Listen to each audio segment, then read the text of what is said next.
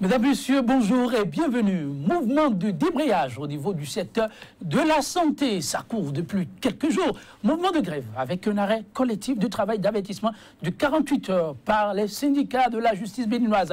L'appel vient d'être donné à une marche pacifique de protestation très prochainement des centrales et confédérations syndicales. Dans une ambiance, mesdames, messieurs, pour le moins de mécontentement, le Front pour le sursaut patriotique a tenu, lui, un géant meeting en fin de semaine écoulée à la Bourse du Travail. En toile de fond, la gouvernance talon. Une gouvernance vertement décriée par ceci. Au défi de la mobilisation s'était ajouté celui de la configuration. Le Front pouvait compter à ses côtés bon nombre de députés qui s'étaient opposés à la révision de la Constitution en mars dernier. 100% Bénin, le numéro du jour voudrait revenir sur cette manifestation qualifiée à tort ou à raison de réveil du peuple et vous propose le regard croisé de deux acteurs politiques. L'un acquis à la cause du régime au pouvoir et l'autre en opposition. Thème à débattre, meeting au Bénin contre la gouvernance talon, une mobilisation en désespoir de cause déjà installée. Eloge Atadé, il est à ma gauche, enseignant de formation, il est le chargé à l'organisation structurelle et à l'implantation de la coalition Bénin en route, force politique pro-gouvernementale. Eloge Atadé, bonjour. Bonjour. Merci pour la disponibilité. Oh, merci, c'est en face de vous, votre combat, votre compagnon de lutte, mais lui, il est de l'autre côté, comme on dit.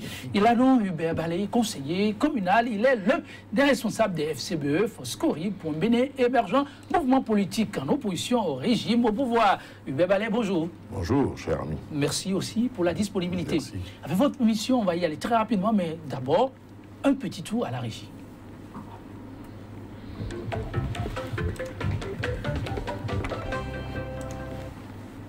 Un week-end à la couleur du FSP, le Front pour le sursaut patriotique. C'était la semaine écoulée, la coalition des forces dites de l'opposition a drainé du bon monde, appelant à la convocation immédiate des États généraux du peuple.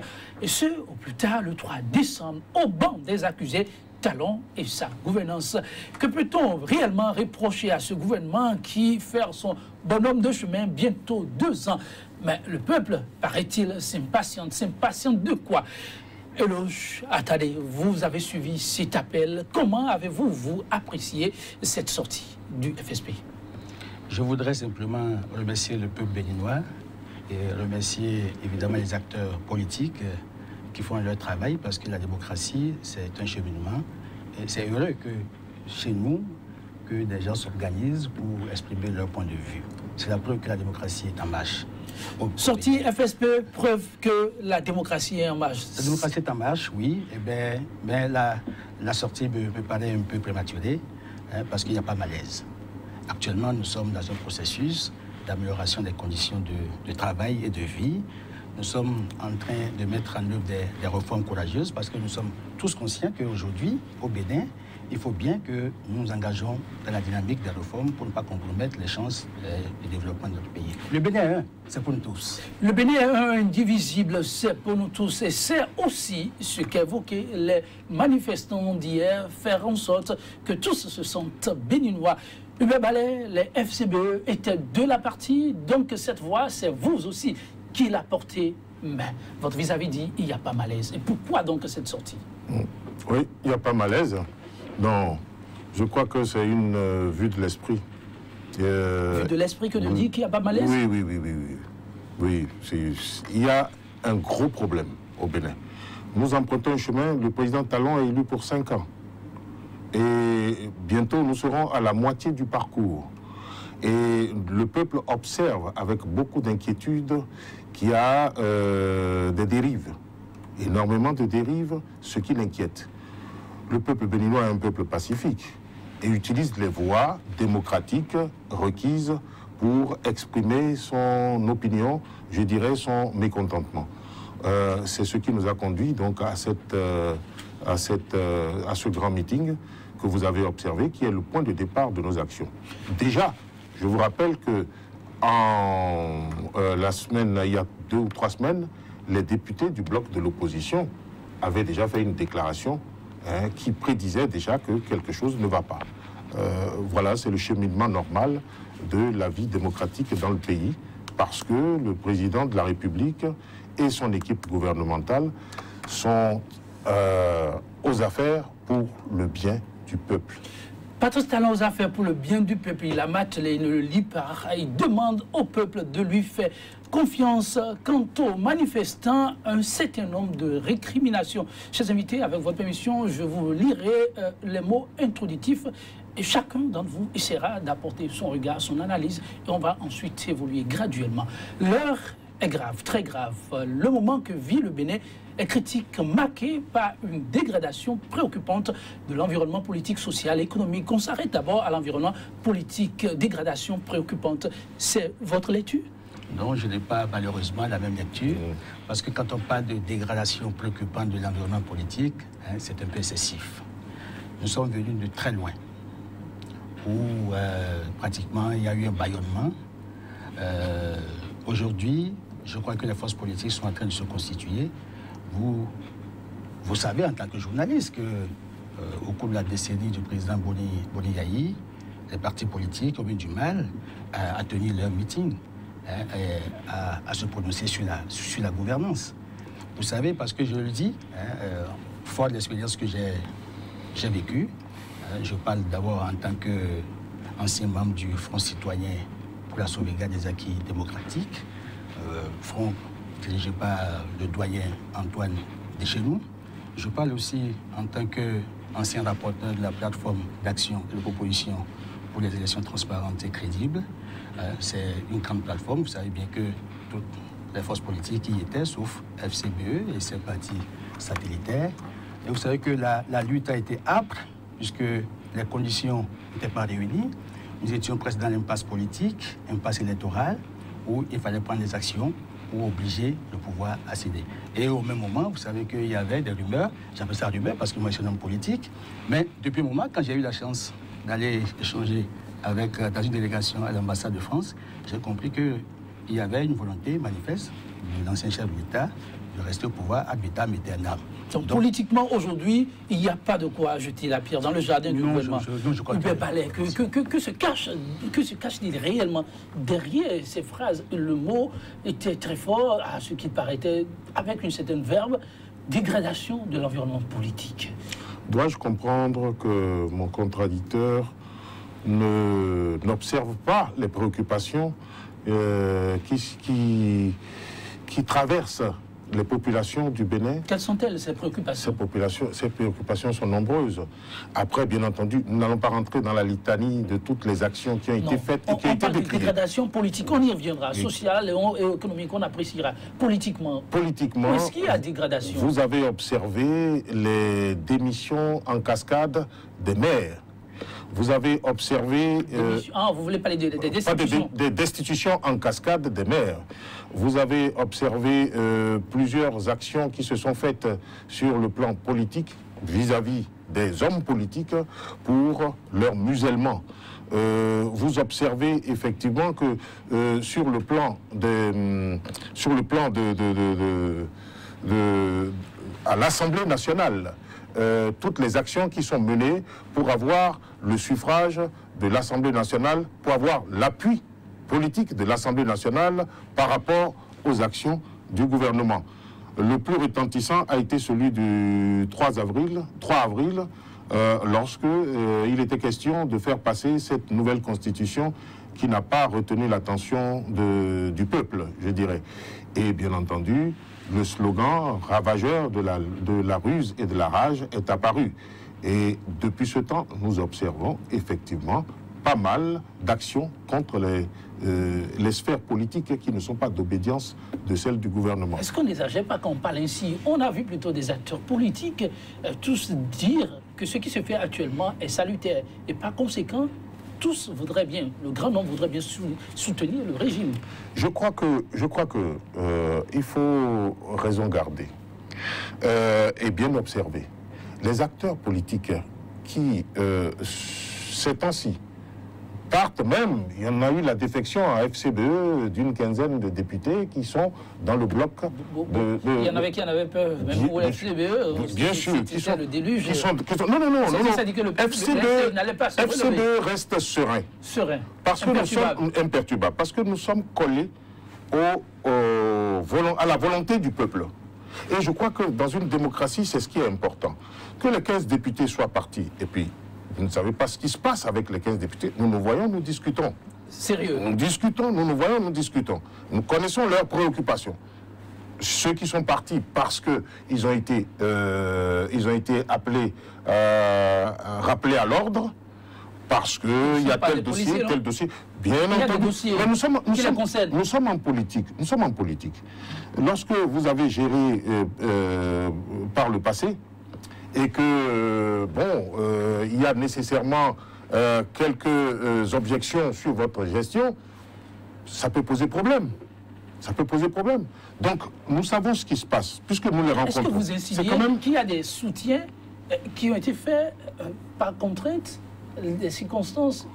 Beaucoup de députés et beaucoup de maires ou beaucoup d'acteurs majeurs de FCBE sont partis par contrainte. Alors, nous observons, puisque nous les rencontrons. Nous les rencontrons, et c'est normal, c'est le jeu démocratique. Ce qui nous paraît bizarre, et ce qui nous offusque, c'est que le président Talon, lors de sa campagne, démontrait qu'il n'avait pas besoin effectivement de politique et qu'il était venu pour travailler.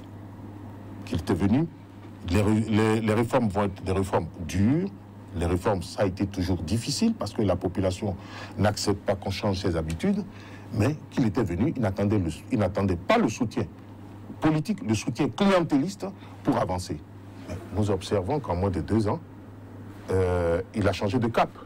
Et que maintenant, effectivement, aux affaires, face aux préoccupations d'une gestion, de la gestion d'un pays, il est bien obligé de commencer à s'organiser pour avoir des soutiens politiques, ce qui se fait.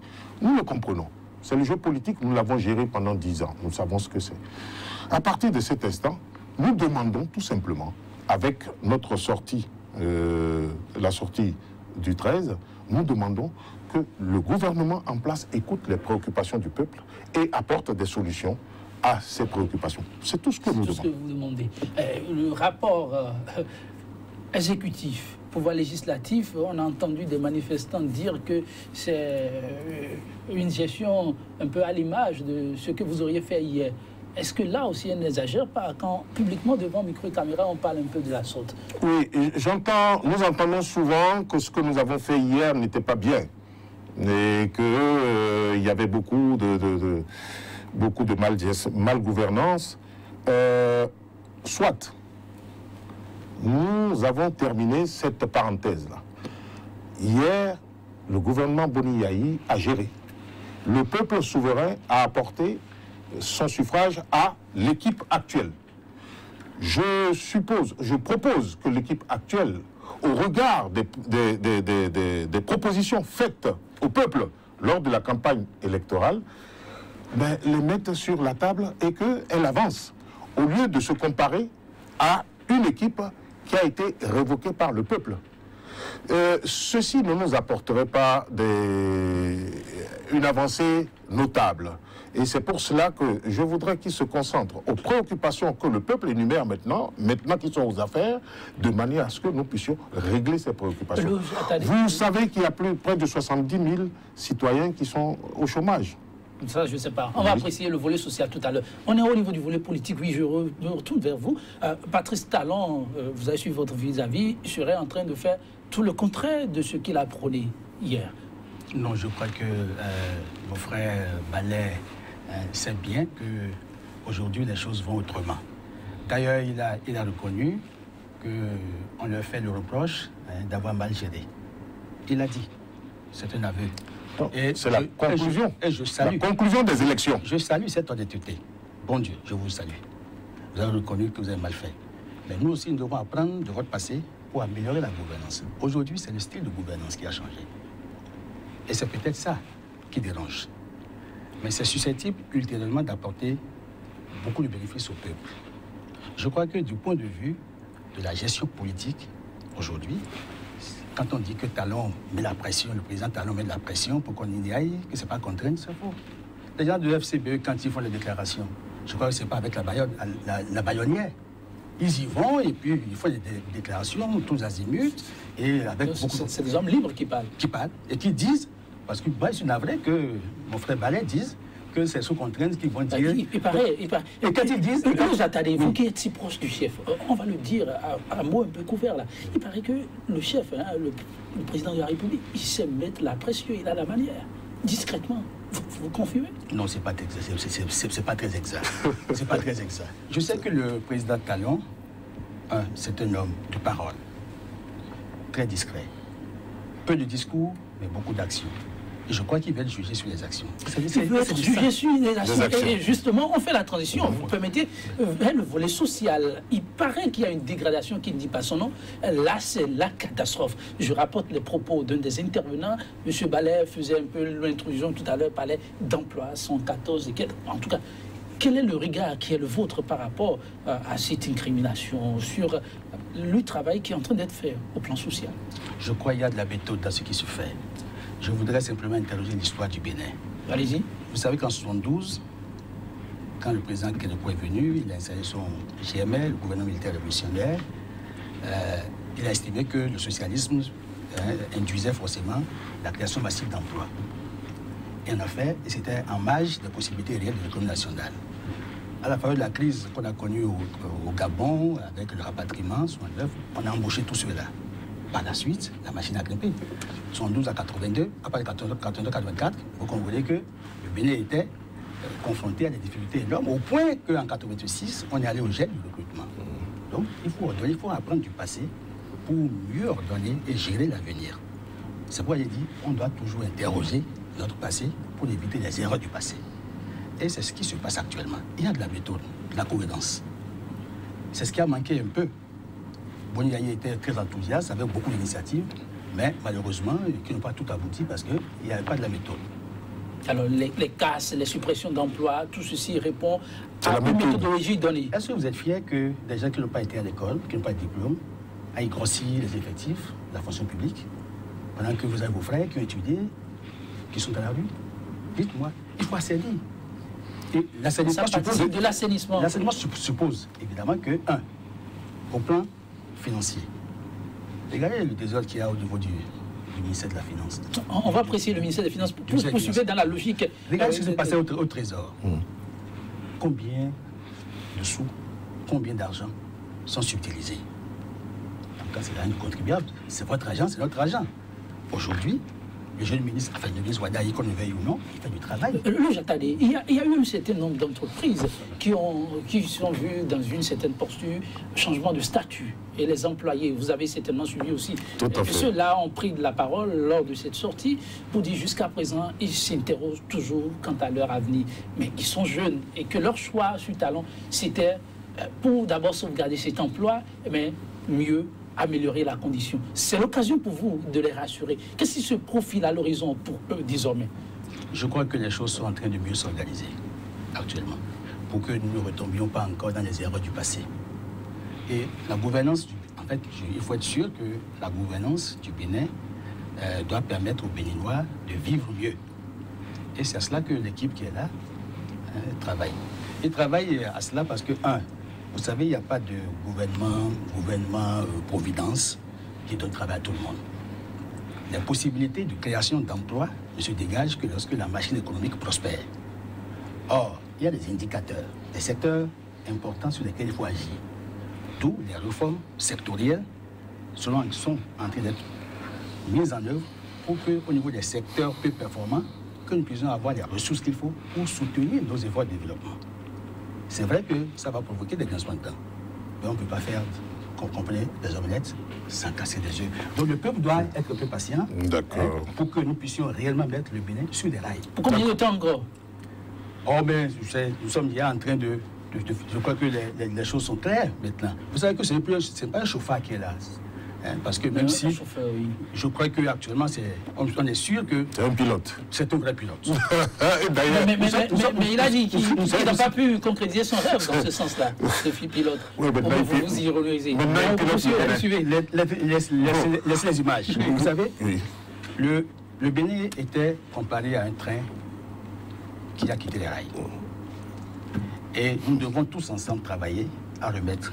Et c'est la sanction du peuple, c'est que la classe politique que vous incarnez n'a pas pu avoir l'aval du peuple.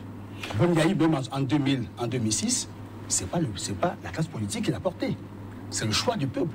Vous avez vu les dinosaures qui étaient dans la balance ont été sanctionnés par le peuple. En tout cas, aujourd'hui, le peuple continue.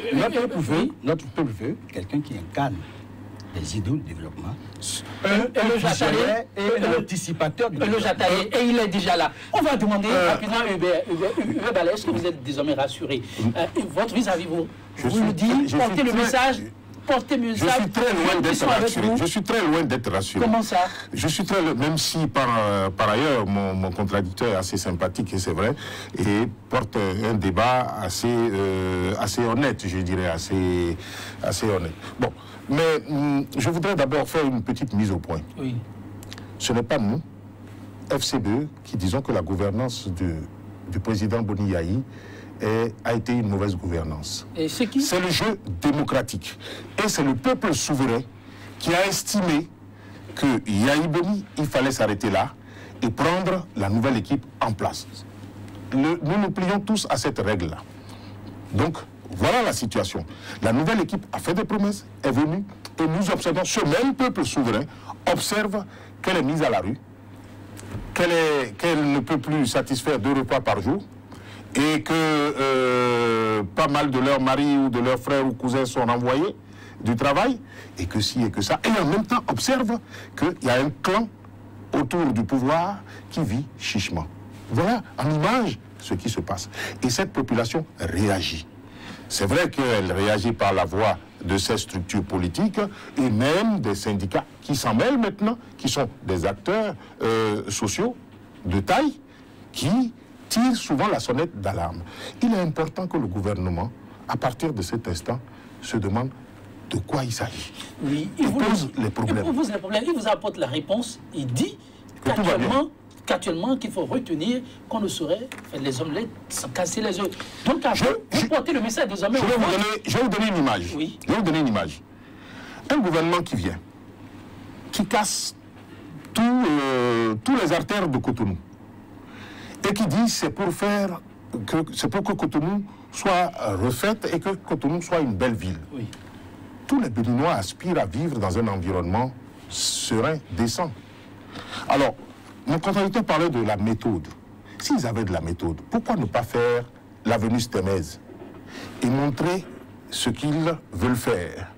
Après passer à l'avenue Saint-Michel, cassée, les populations, voyant ce qui se fait ailleurs, auraient été intéressés par un mieux-être, par une belle ville. Tout a été cassé depuis plus d'1 an. Où sont les populations? Les populations sont dans la rue et rien ne se fait. Il n'y a même pas les prémices d'une mobilisation de ressources pour refaire tout Cotonou. Et ce n'est pas Cotonou seul, c'est jusqu'à Natitengo. La méthode, où elle est? Qu'il m'apporte la réponse. Donc, et ainsi de suite. Sonapra, ainsi de suite. Le ministère des Finances. Et on est partout, on est sur tous les chantiers. Ils oublient qu'ils n'ont que 5 ans de gestion. Et 5 ans, en 5 ans, c'est très court. 5 ans est très court pour effectivement modifier tout le visage d'un pays. Par contre, lorsqu'on dit qu'il faut attendre dans quelques années, ça va être mieux. Mais si les populations n'existent plus, parce que les populations sont à la rue et ont des gros problèmes de survie. Nous sommes actuellement au problème de survie. Et je voudrais que mon ami... à la miste, là? Non. Je voudrais que vous preniez vos micros et vos caméras, que vous alliez dans Tokma, que vous alliez par-ci par-là, faire un vox populi. Vous pouvez le faire avec un acteur FCBE, un acteur de l'opposition, un acteur de la mouvance en place, qui vous suivront et vous allez voir ce que pense la population. La population qui n'est influencée par aucun politique. Vous voyez, et c'est ça, c'est important. Ce baromètre-là est important pour l'équipe dirigeante en place pour régler les problèmes, prendre le problème à bras-le-corps et apporter des solutions. Nous pouvons contribuer parce que, en dépit de tout, le Bénin est à nous tous. Ah oui, le Bénin est à tout le monde. Tu as des plaintes comme difficile de prendre 2 repas par jour. Ces plaintes vous parviennent aussi? Je crois que difficile de prendre 2 repas par jour, c'est peut-être vrai dans certains environnements, mais sauf que aujourd'hui, vous savez que l'argent sale ne circule plus. Et les gens doivent gagner honnêtement leur vie. Et c'est un travail d'assainissement. Forcément, ça doit faire un peu mal. Vous savez évidemment que le programme de microfinance que le président Boniaï a eu le mérite d'initier, qui a été contesté au départ, aurait été remis au bout du jour. Aurait été, non, c'est parce qu'il y avait trop des autres dans le secteur. Oui. Mais vous savez, il a eu le mérite de créer des structures parce qu'il avait une volonté, mais l'absence de méthode a fait que ça a pénalisé les objectifs à atteindre. Aujourd'hui, les microfinances ont repris, mais sous une forme plus améliorée. Nous apprécions. Si, non, vous le constatez déjà. Vous voyez la question de l'emploi aujourd'hui. Vous voyez l'interface, comment le FNPJ était géré.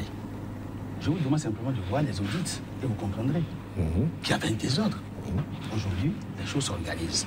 Je crois que nous devons, les nations prospères, les nations élevées, en fait, organisent secteur par secteur la vie des structures. Et c'est ça, évidemment, qui positionne les nations leaders. Si nous voulons vraiment que le pays change, nous devons servir de sacrifices. Et nous sommes à l'heure des sacrifices.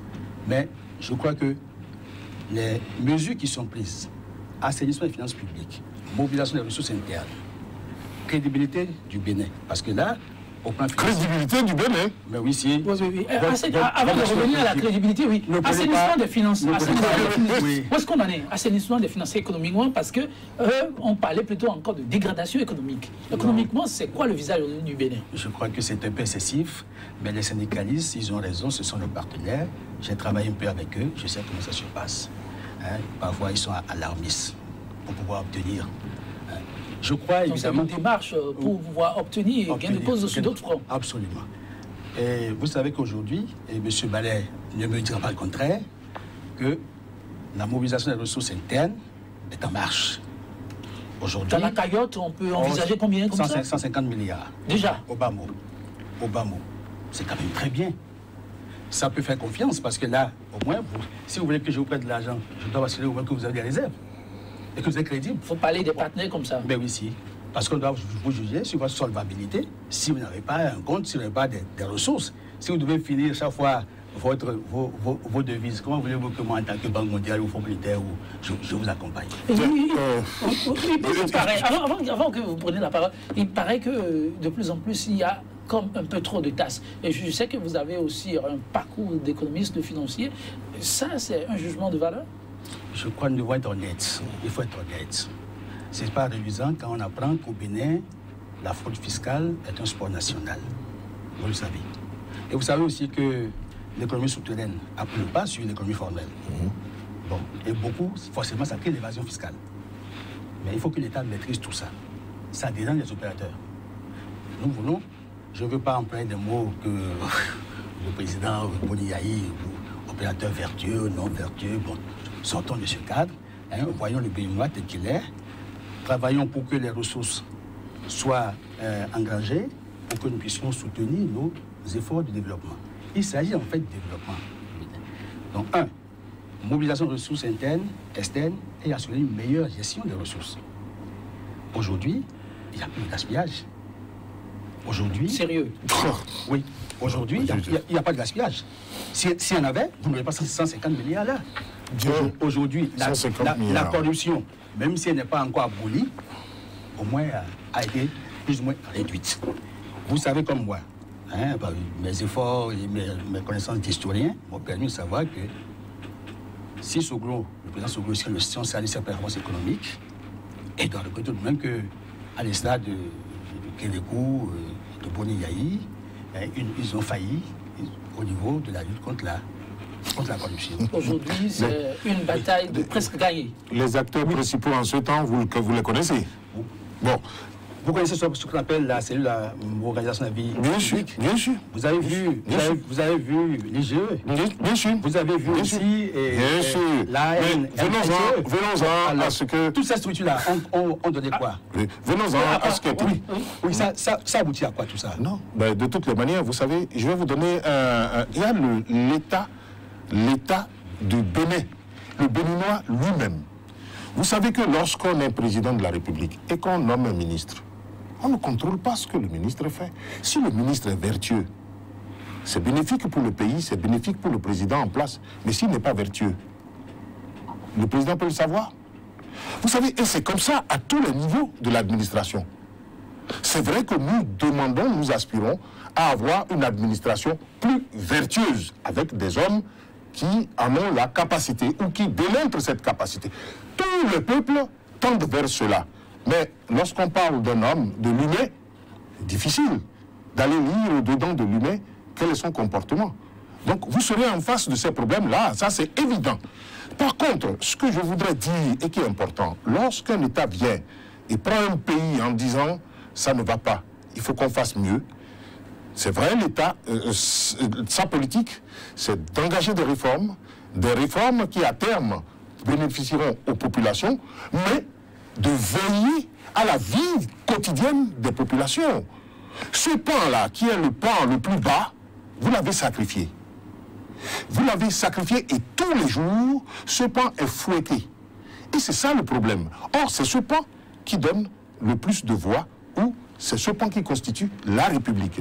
Alors, lorsque vous sacrifiez ce pan de la population au bas du palier, lorsque vous la sacrifiez, en disant que vous allez faire des réformes, le président est allé jusqu'à dire serrez la ceinture 2 ans, dans 2 ans. Mais pendant 2 ans, si le type ne vit pas, et que vous avez fini par faire le beau Cotonou, ce que j'observe avec le projet Pugému à Ouéiho, et que vous avez fini à mettre Cotonou dans un bel état et qu'il n'y a plus personne, vous allez y vivre avec qui? Le problème est là. Vous vous êtes précipité, effectivement, je vous l'accorde, c'est 5 ans pour qu'on voit les résultats, mais vous oubliez un pan important de la population, le social. Vous en êtes arrivé avec l'ouverture des microfinances, il y a quoi? Il y a 6 mois ou 5 mois. Mais or, c'était capital. Surtout lorsque vous démolissez toutes les baraques, lorsque vous mettez les gens dans la rue, il fallait tout de suite s'attaquer au social. Et je crois que c'est la gestion du pays avec ces 2 éléments capitaux qui feront avancer le pays, le haut faisant avancer, bien entendu, l'économie, et puis le bas faisant son petit commerce, et nous assainissons petit à petit. Aujourd'hui, il faut se réjouir, non, M. Ballet, suffisamment de ressources, en tout cas en moins de 2 ans. 150 milliards pour un PAG de plus de 2000 milliards. Qu'est-ce que représente 150 milliards? Et en plus, jusqu'à présent, nous attendons. Vous savez combien d'emprunts obligataires vous avez levés? En l'espace de 2 ans, avant 2 ans, près de 4 emprunts obligataires. Vous en inquiétez? Ben, on s'en inquiète, parce que les banques sont asphyxiées. L'emprunt obligataire, c'est au milieu, c'est dans le pays, et dans les pays avoisinants. Et si on lève un emprunt obligataire, ça veut dire qu'on n'a pas de ressources venant de l'extérieur. C'est des clignotants qui nous permettent d'apprécier ce qui se passe. Je voudrais demander à M. Ballet s'il est vraiment au Bénin. Et de 2, je voudrais lui rappeler que durant toute la décennie de gouvernance de gestion du Bénin par Boni Yayi, vous savez combien, comme chaque mois, que nous empruntons sur le marché de l'UEMOA? Il a fait 10 ans. Oui, vous savez combien? Vous avez fait 2. Non, mais vous savez combien de fois nous avions vécu de façon permanente sur les crédits?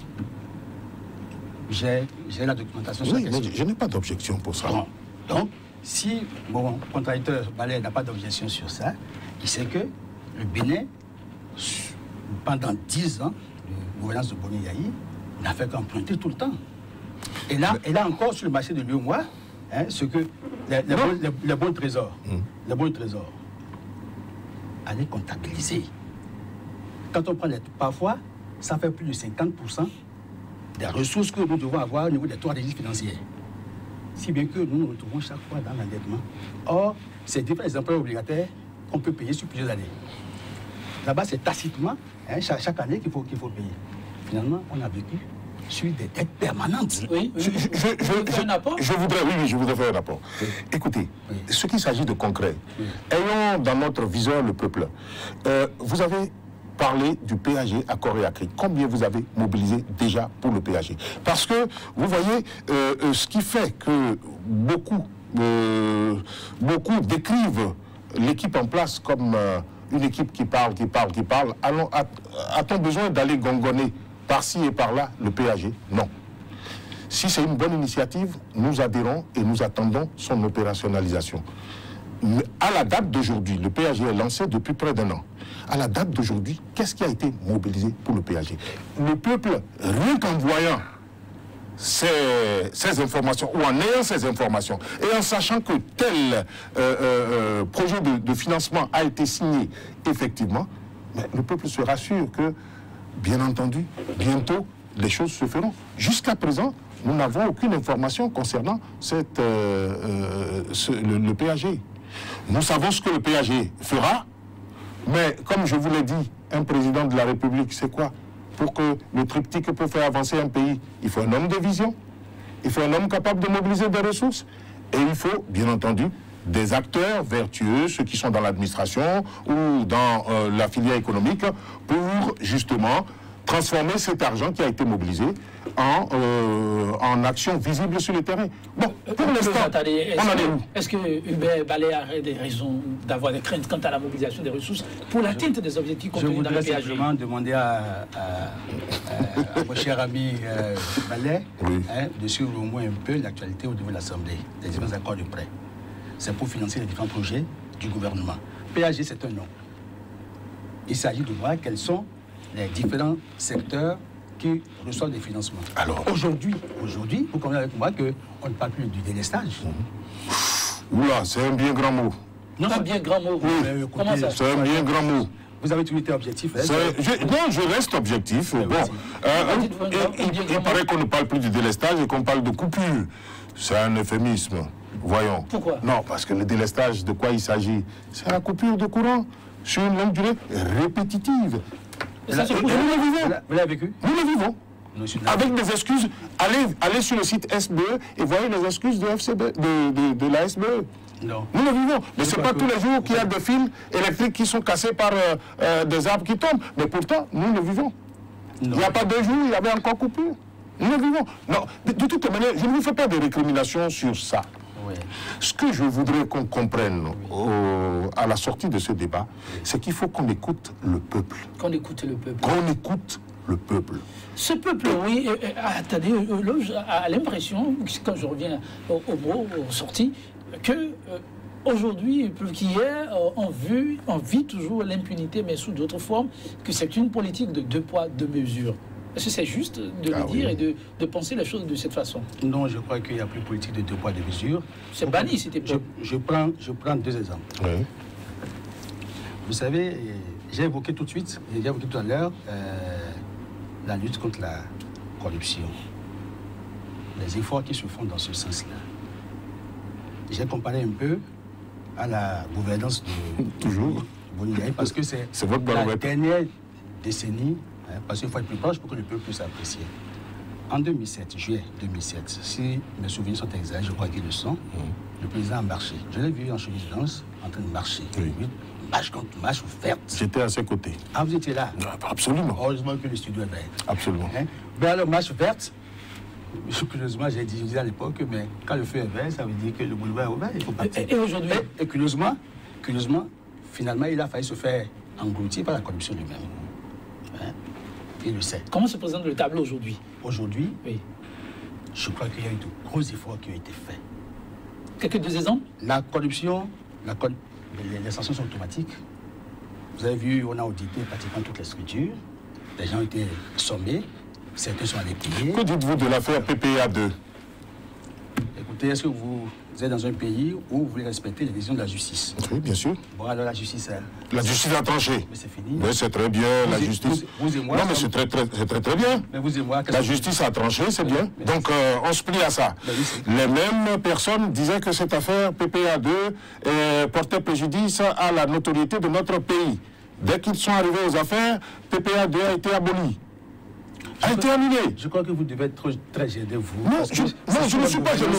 Je ne suis pas gêné. J'aimerais comprendre la gymnastique qui amène les mêmes acteurs qui critiquaient, qui attaquaient le projet PPA 2 à un temps donné et qui reviennent étant aux affaires et PPA2 n'existe plus. La population interprète ces actions-là. Oui, chers invités, la population, vous permettez, c'est un dossier qui intéresse beaucoup. Mais permettez, on risque de passer sous bois sur cette préoccupation très rapidement. Permettez que je dise un mot.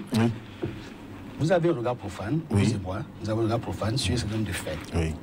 Les initiés, c'est-à-dire ceux qui sont chargés de dire le droit, ils ont le même. C'est clair, le droit a été dit. Mais très rapidement, nous revenons sur un dossier évoqué qu'on ne saurait passer sous silence au cours de cette émission. Il s'agit du dossier RAVIP et l'interpellation de la société Safran. Les manifestants disent exiger le retrait pur et simple de Safran dans l'opération actuellement en cours. Pensez-vous cet appel utile pour le Bénin? La première réaction qu'il faut avoir, c'est voulons-nous vraiment d'une carte normale qui va servir à faire plusieurs opérations. Je crois que lorsqu'on a initié la première expérience, le COS-LEPI, c'était pour aboutir à cela. Et jamais on a réussi à atteindre cet objectif-là. Aujourd'hui, si le gouvernement a pris ça à bras le corps pour en faire un objectif majeur, nous devons pouvoir l'accompagner. Oui, sur le dossier Safran, le retrait, très rapidement. Très vite, il faut mettre Safran dehors. Je suis totalement d'accord avec les populations. Pourquoi? Parce que nous avons eu des informations, à Safran bien entendu, ou à l'équipe gouvernementale, ou à l'équipe RAVIP monocolore, de venir nous donner, nous apaiser nos inquiétudes. Safran a eu des problèmes au Nigeria, Safran a eu des problèmes au Kenya, il y a des problèmes partout. Safran a été même condamné tout dernièrement en France. Que l'équipe qui soutient Safran, qui a amené Safran, vienne nous donner des explications. Par contre, c'est vrai, quand on a commencé le COS-LEPI, qui nous a coûté une fortune, lorsqu'on agrège tout ce qui a été dépensé pour cette opération, je crois que nous sommes à plus de 60 milliards. Nous sommes à plus de 60 milliards. Et que maintenant, pour rien qu'avoir une carte, lorsque nous ne mangeons pas, qu'on amène encore une équipe pour dire que c'est pour la carte, ils en font la publicité à grands frais d'ailleurs, qu'on amène une équipe pour nous donner une carte lorsque nous ne mangeons pas. Tout ce qui sera investi, ça sert à quoi? Nous avons déjà une banque de données. Elle n'est pas biométrique, on n'a pas la carte biométrique, d'accord, on va avancer vers cela. Tout le monde aspire au bien-être, à tout ça. Mais pour l'instant, est-ce que c'est une exigence importante pour que nous nous engageons encore sur cette voie? Nous avons des cartes d'identité pour l'instant que nous utilisons. Nous avons une banque de données pour les élections.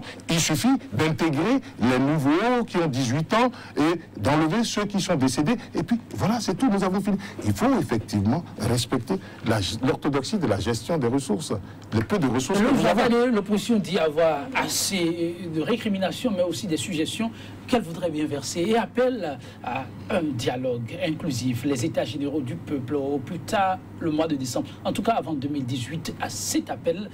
Comment vous l'appréciez-vous? Ça se tombe opportunement? Je crois qu'il y a une plateforme de rencontre avec les forces sociales. Le gouvernement est toujours à l'écoute du peuple et à l'écoute des acteurs politiques. Le dialogue politique tel que c'est souhaité là, je crois qu'il y a dialogue lorsqu'il y a véritablement malaise. Or, aujourd'hui, il n'y a pas malaise. Mais cela n'exclut pas que nous puissions échanger pour trouver les formes les plus idoines de la gestion de notre pays. Pour mémoire, je vais citer 2014. Pour l'expérience que j'ai à la plateforme, nous avions, au vu des crises que nous gérions, demandé un dialogue politique que nous n'avions jamais obtenu. Subitement, il est arrivé un jour, le président a provoqué une rencontre chez le président à Moussou. Je crois que... Pourquoi ce rappel? Parce que c'est pour vous dire que le dialogue politique, pourquoi nous demandons? Il est nécessaire, il était nécessaire, plus nécessaire hier qu'aujourd'hui. Et ça paraît ridicule. Le président Boni Yayi a essayé de prendre la perche et a lancé, mais il ne voulait pas d'un dialogue. Votre mot de la fin, c'est complètement terminé. Très rapidement, qu'avez-vous envie de dire à ces téléspectateurs qui vous suivent, à ces milliers de jeunes? Je crois qu'il y a beaucoup plus d'espoir aujourd'hui. Nous devons accepter les réformes et elles sont courageuses parce qu'elles sont susceptibles d'aider à mettre le Bénin sur les rails. Et on ne peut pas ne pas faire les réformes si on veut vraiment avancer. Merci, Eloge. Attendez, oui. Je vais emboîter le pas à mon cher ami. Enfin. Les réformes, oui. Mais, comme je l'ai dit tout à l'heure, suivez l'image.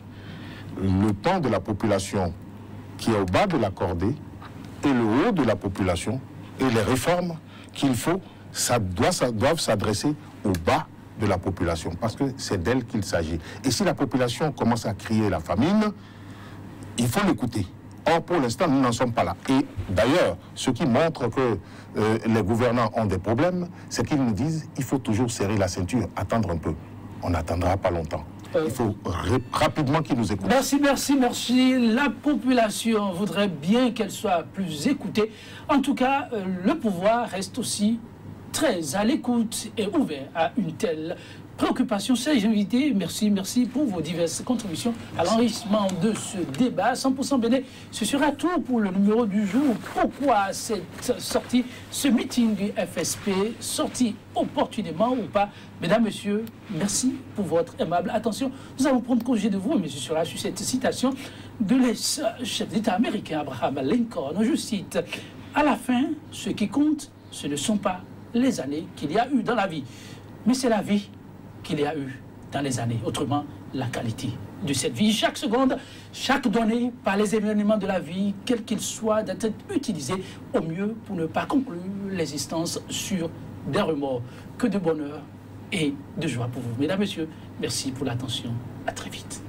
Merci.